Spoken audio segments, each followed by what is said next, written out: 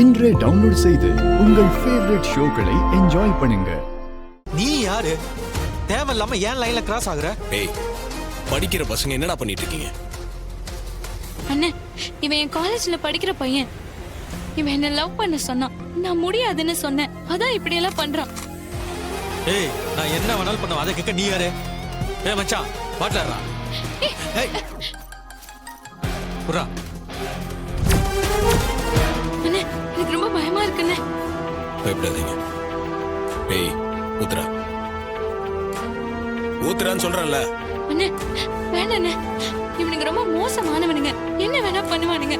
நாம இங்க இருந்து போயிடலான்னு. இருங்க. ஏய் ஊத்துறா, ஊத்துறா.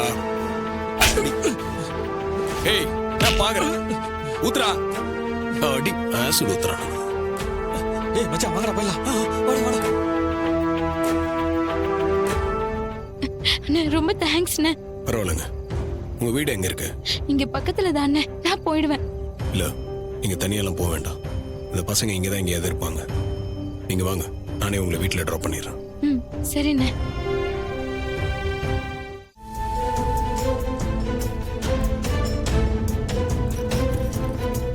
காலையில போலீஸ் ஸ்டேஷன் போய் ஒரு கம்ப்ளைண்ட் கொடுத்துருங்க. இல்ல திரும்ப வந்து பிரச்சனை பண்ணுவாங்க.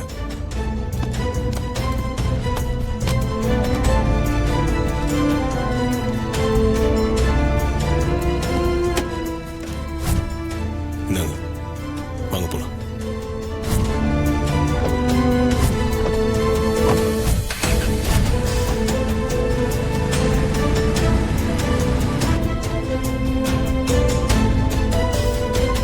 என்ன இந்த பொண்ணு 10 நிமிஷத்துல வந்துருவேன்னு சொன்னா இன்னும் ஆளை காணுமே.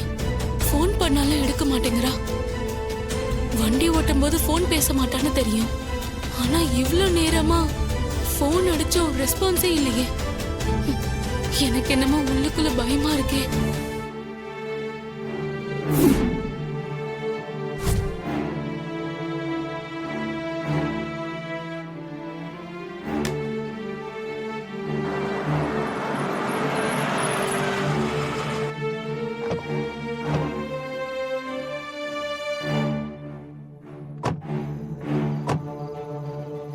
வாங்கண்ணே. வாமா ராதிகா. வாங்க கார்த்தி. நீங்க எப்படி இங்க? நீங்க எப்படி இருக்கீங்க? இவங்க உங்க பொண்ணா? என்ன டாக்டர் நீங்க கோமா அதுன்னு சொல்றீங்க? கேட்கவே ரொம்ப பயமா இருக்கு. நான் பயமுறுத்தல, பிராக்டிக்கலா நடக்கிற விஷயத்த சொல்றேன். பேஷண்ட் மூளையில பழைய ஞாபகங்களை திணிக்காதீங்க. அது சில நேரத்துல அவங்க உயிருக்கே ஆபத்தாகும். அவங்களுக்கா ஞாபகம் வர வரைக்கும் நம்ம கொஞ்சம் பொறுமையா தான் இருக்கணும். அதனால யாரும் அவங்க கிட்ட பழைய விஷயங்களை பத்தி பேசாதீங்க. அதுதான் நல்லது.